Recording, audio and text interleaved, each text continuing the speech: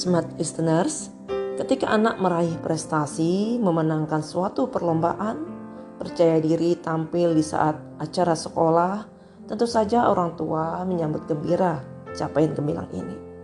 Sikap anak pun terlatih dengan aura kesuksesan itu. Memang, mengajak anak bersukaria terhadap hal ini adalah kewajaran. Tetapi ingat, latihlah pula anak untuk menghadapi kekecewaan dalam kehidupannya. Karena ketidakmampuan memanajemen kekecewaan inilah yang membuat seseorang yang paling bersinar sekalipun langsung jatuh meredup dan kadang tak mampu bangkit dari keterpurukannya. Sesungguhnya dalam kehidupan anak-anak kita banyak hal yang dapat membuat mereka kecewa. Mulai yang tampak receh seperti anak kecewa karena buku cerita kesayangannya diambil teman, berebut mainan dengan kakak, masakan yang disajikan tidak disukai, tidak jadi berkunjung ke rumah nenek karena adanya pandemi dan sebagainya. Setiap orang tua pasti menginginkan anak yang tahan uji dan mampu melewati setiap masalah. Kemampuan dalam mengatasi semua masalah, ancaman, hambatan yang mendatangi adalah jenis kecerdasan yang harus terus dilatih pada anak. Dalam ilmu psikologi, kemampuan manusia untuk melambung kembali setelah mengalami kesulitan yang membuatnya jatuh disebut resiliensi atau daya lambung, atau ada dikatakan juga sebagai kelentingan. Misalnya, ketika Anda meremas botol dari kaleng, maka botol itu akan kehilangan bentuknya. Akan sangat berbeda ketika Anda meremas mainan anak-anak seperti squishy.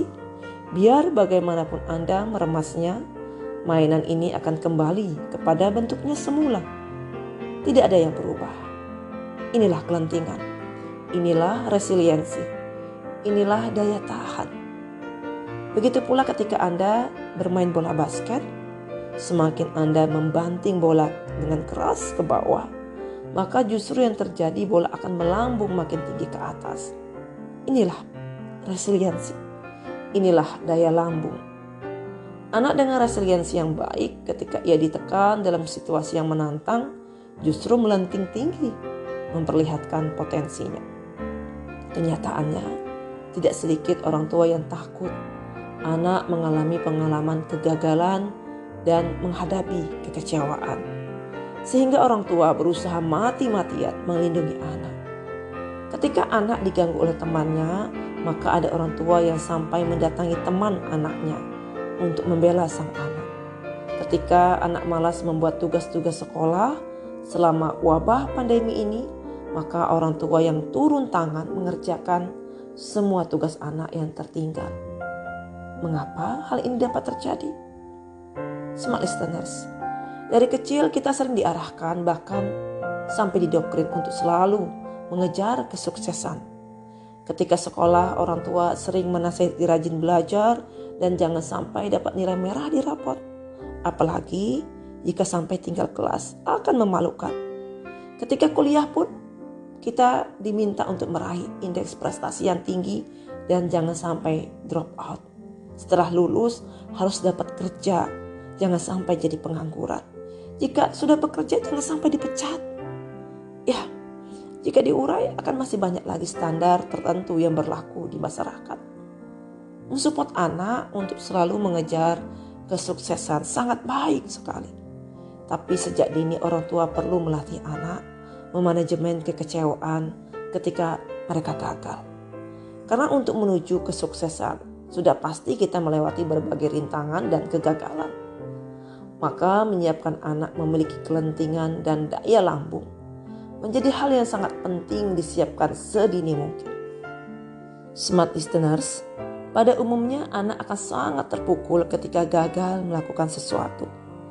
Tingkat rasa keterpukulan ini salah satu penyebab terbesarnya adalah karena anak tidak ingin melihat orang tuanya kecewa.